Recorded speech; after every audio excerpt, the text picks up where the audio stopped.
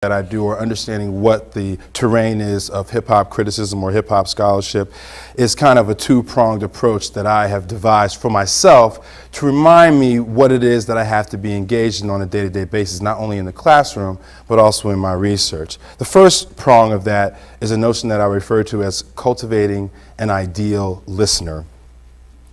And the reason why this is important is because literature is always talking about ideal readers, especially literary criticism. You know, I often felt kind of left out of the certain kind of dialogues going on between scholars like Henry Louis Gates and Houston Baker. They would refer to each other as each other's ideal readers, and I always felt like, well, what the hell does that mean exactly? Does that mean that there are certain things that they know that I can't ever know, or there are certain things or certain dispositions that a scholar may have in a literary sort of sense that makes it sort of an exclusive enterprise in terms of understanding and comprehension? I'm not sure what the answer is to that, but I felt as if within hip-hop culture, particularly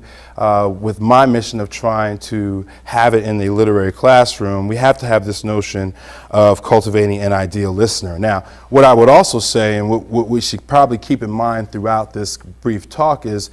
my positionality with respect to hip-hop culture is through African American literature. So many of the themes and many of the theoretical content that you see in my work comes from African American literary theory and African American literary practices. So this first step here, cultivating an ideal listener, is from out of what I think of one of the most important and kind of underrepresented aspects of African American literary and cultural production, which is we can kind of look at these certain blueprints, like if you think about Du Bois's criteria for Negro art, or Hurston's characteristics of Negro expression,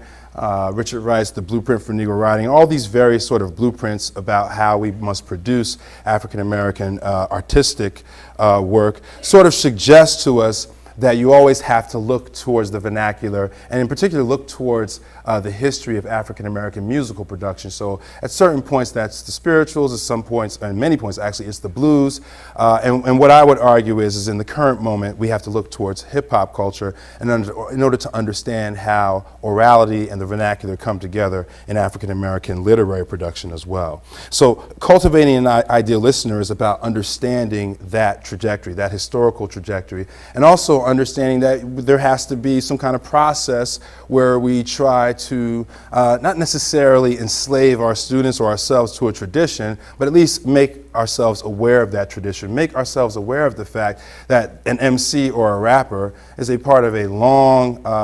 and continuous tradition in African American oral and folk production that goes back at least to the bluesmen, but maybe even beyond to the griot and so on and so forth. So we cultivate ideal listeners in an attempt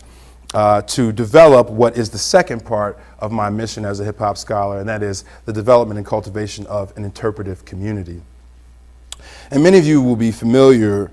with the notion of interpretive community from Stanley Fish. I don't adjust that too much. I think that there's still, you'll notice that there's a theme of anxiety in the kind of work that I do. Obviously, Stan Fish was sort of wrestling with notions of texts and readers, and I see myself in some ways in the same position, except obviously I'm also interested in listeners as well. I'm interested in what young people and what we're listening to from hip hop culture and how we might construct certain interpretive communities around some of the notions that I'm going to tease out for you in a few moments. The difference between a sort of hip hop interpretive community and a literary interpretive community proper is obviously there are listeners and visualizers as well. One of the sort of underrepresented aspects of my own work is the sort of engagement with the extent to which hip-hop culture is visual. I'm kind of always focused on the lyrics and what folk are saying, what the content of the music is, or focused on sampling and the ways in which it engages musicological history. But as I continue to grow this work, I have to also understand that it is a very visual culture as well, and there needs to be a certain kind of literacy or an attempt to engage the visual aspects. And so along those lines, the hip-hop interpretive community must also be literate across various forms of media. They tend to be, and I would like to become a bit more technologically savvy in certain ways. You know, hip hop culture is one of the first popular cultures, if not the first popular culture, to actually kind of grow up with the information age. And I think we often kind of take that a little bit lightly, which is to say, I'm not sure if we completely understand the full relationship between technology and technology